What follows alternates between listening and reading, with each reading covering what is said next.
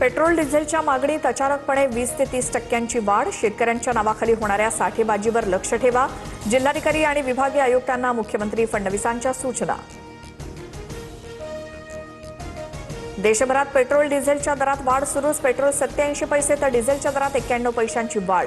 10 दिवसात तिसऱ्यांदा इंधन दरवाढीचा फटका. दिल्लीत सीएनजीच्या दरात पुन्हा 1 रुपयाची वाढ. सीएनजीचे दर 81 रुपये 9 पैसे प्रति किलोवर. 10 दिवसात तिसऱ्यांदा सीएनजीमध्ये दरवाढ.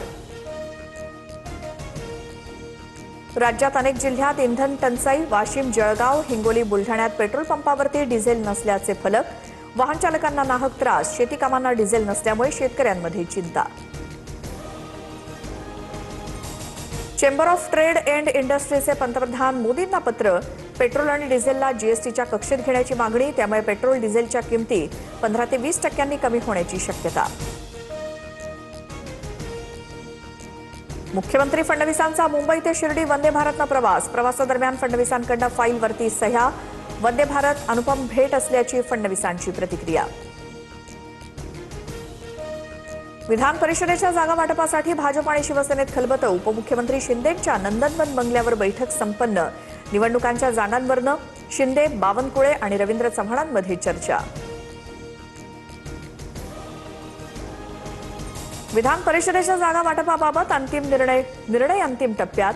मुख्यमंत्री आणि दोन्ही उपमुख्यमंत्री जागांबाबत शिक्कामोर्तब करतील. नंदनवनवरच्या बैठकीनंतर मंत्री चंद्रशेखर बावनकुळेंची प्रतिक्रिया. जागा वाटपावर 2 टप्प्यात बोलणी सुरू. अंतिम निर्णयानंतर चित्र समोर येईल.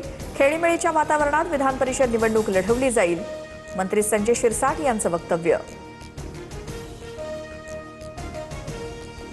खासगी क्लासेसवर नियंत्रणासाठी सरकार कडक नियमावली आणणार. 11वी आणि 12वीच्या कॉलेजमध्ये बायोमेट्रिक हजेरी सक्तीची करण्याचा सरकारचा विचार. मंत्री पंकज भोयर यांची माहिती.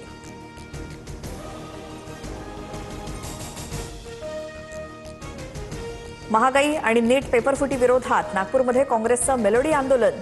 नागपूरच्या व्हरायटी चौकामध्ये चॉकलेट वाटत निषेध. सरकार विरोधात जोरदार घोषणाबाजी.